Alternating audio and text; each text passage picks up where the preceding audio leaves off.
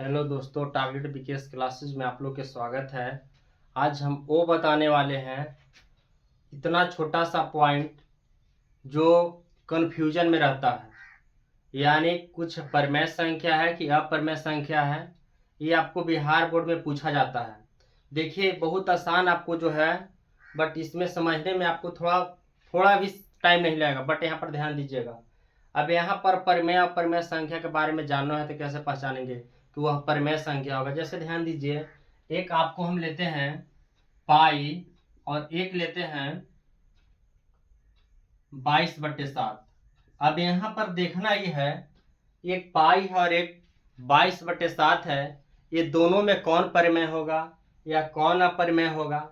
जैसे ध्यान दीजिएगा, आपको ये पाई है तो पाई के मान हम लोग जानते हैं कि 22/7 होता है। देखिए, पाई के मान होता है 22/7, बट ये दोनों में कौन परमेय है और कौन अपरमेय, कैसे पहचाने। चलिए थोड़ा बहुत आप ध्यान दीजिएगा। देखिए, आपको याद होना चाहिए कि परमेय और अपरमेय क्या है।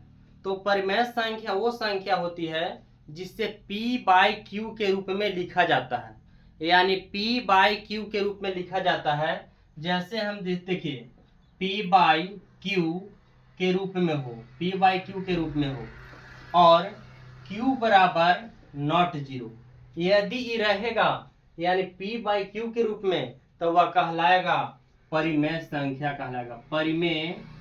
परिमेय संख्या ये बिहार बोर्ड में आपको 1 नंबर के आता ही आता है, यहाँ से फिक्स आपको आएगा। यह हो सकता है कि परमेय अपरमेय पहचानने के लिए आ जाए, दिया रहेगा √3, √5, तो ये सब जिसका पूर्ण वर्गमूल नहीं निकलेगा, जिसका मतलब रूट में ही रहेगा, वो सब आपको अपरमेय में आ जाएगा। बट ध्यान दीजिए, क्या पाई P/Q के रूप में है? नहीं है। तो क्या ये परमेय संख्या होगा? तो नहीं होगा, क्योंकि P/Q के रूप में रहता है वही आपको परमेय संख्या होता है।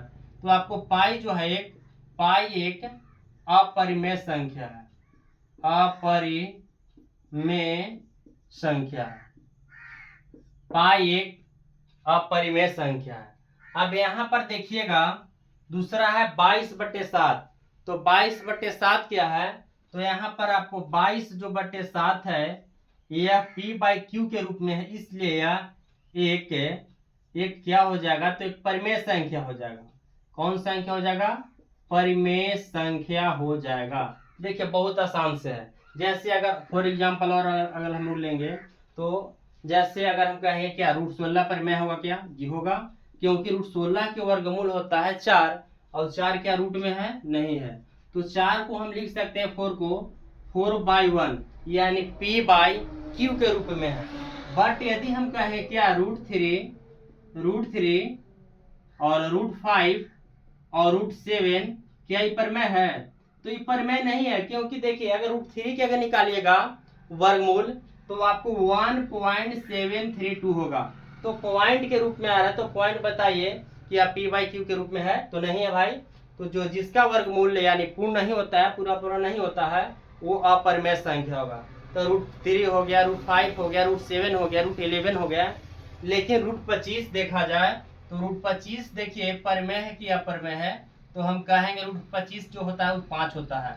तो 5 कौन संख्या? तो परमेय संख्या, यानी 5 के 1 लिख सकते हैं, यानी P/Q के रूप में है। तो यह कौन संख्या हुआ? यानी परमेय संख्या हुआ। देखिए, बहुत हम लोग अच्छे से इस मतलब जान गए कि कौन पाई क्या है, पाई 22/7 क्या है। हालांकि इसका ही मानी है, इसलिए ये जो हो गया अपरमेय संख्या और 22/7 एक परमेय संख्या। यदि वीडियो आपको अच्छा लगे तो लाइक और सब्सक्राइब करना ना भूलें। जय हिंद, जय भारत।